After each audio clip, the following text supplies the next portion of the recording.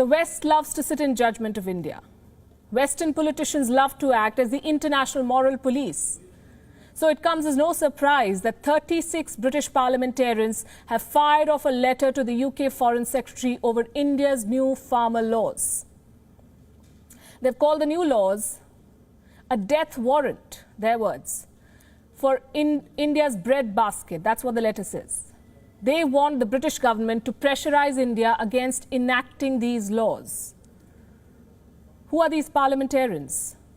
And what makes them think that they can lecture India on its internal affairs? We decided to find out, and I have with me tonight a list of their names along with their political credentials. Let's take this one at a time. On top of the list is a notoriously familiar name, Debbie Abrahams. Does this name ring a bell? Debbie Abrahams represents the constituency of Oldham East and Saddleworth.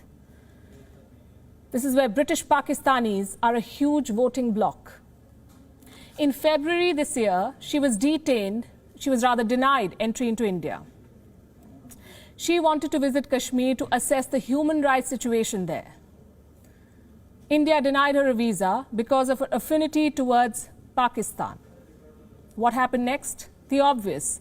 She landed in Islamabad and held a bilateral talk with the Pakistan Foreign Minister, Shah Mahmood Qureshi. She was provided a platform to voice her grudges against India, and she received a benefit in kind,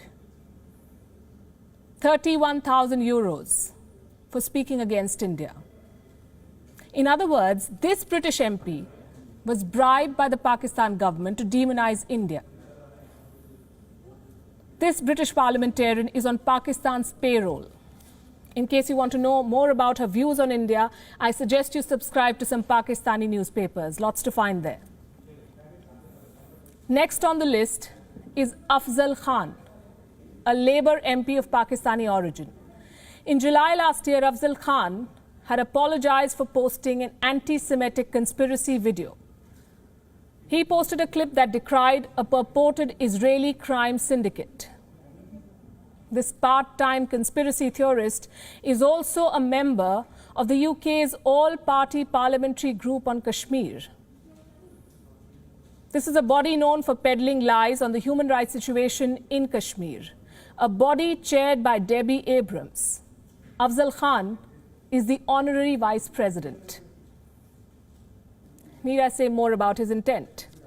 Next on the list, Tanmanjeet Singh Desi, a member of the Labour Party. He's famous for being Britain's first turban-wearing Sikh MP.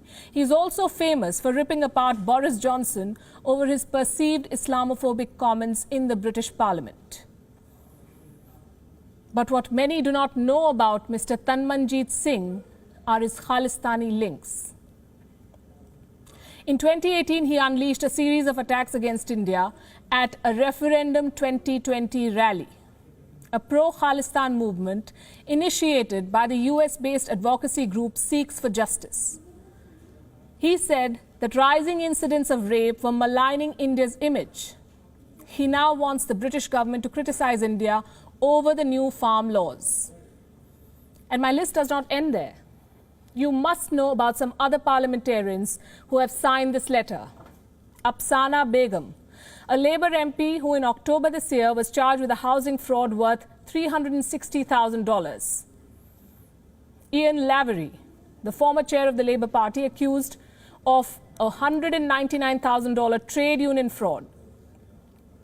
Steve McCabe, a Labour whip who overclaimed his mortgage by 4,000 euros and called it an error. The scandal made international headlines in 2009. Now, these scams and frauds have nothing to do with India. But they tell you how dubious these MPs are and what their shady claims to fame are. And the last but not the least, Jeremy Corbyn, the suspended former leader of the Labour Party, the man infamous in India for his activism on Kashmir, the man accused of sympathizing with Hamas terrorists, the man accused of harboring anti-Semitic sentiments, the man who tried a last-minute stunt with a Diwali puja to win Indian votes.